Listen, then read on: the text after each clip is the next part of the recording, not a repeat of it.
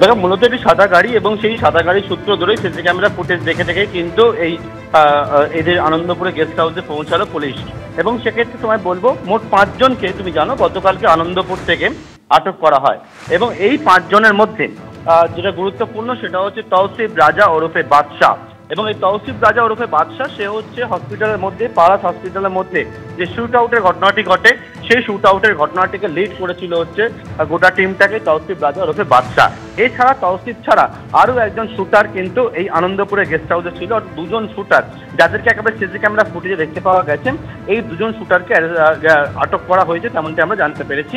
এবং এর পাশাপাশি আরও যে 3 জন ছিল সেই 3 জনের মধ্যে এই তৌসিফের ভাই যিনি রয়েছেন, সেই তৌসিফের ভাই যে হচ্ছে অসুস্থ, প্যারালাইসিস বলে জানতে পারা যাচ্ছে, এই তৌসিফের ভাইকে আটক করা হয়েছে।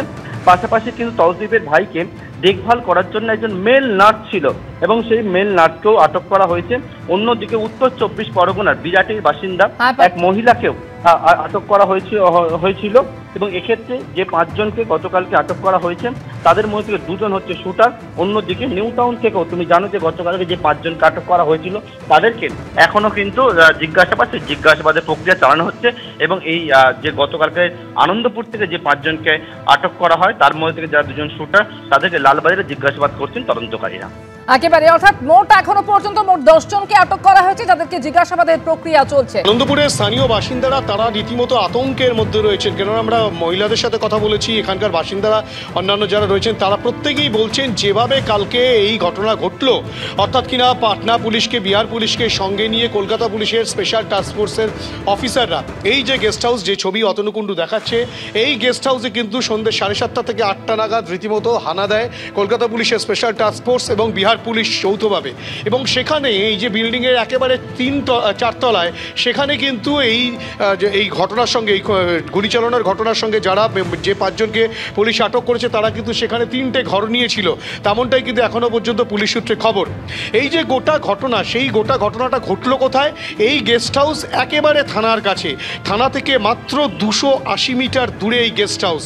সেই 280 মিটার দূরে এই গেস্ট হাউসে দুষ্কৃতীরা এসে আস্তানা গাড়লো, তারা একদিন থাকলো, তারপরেও আনন্দপুর থানার পুলিশ কিন্তু কোনো রকম কোনো খবর পেল না।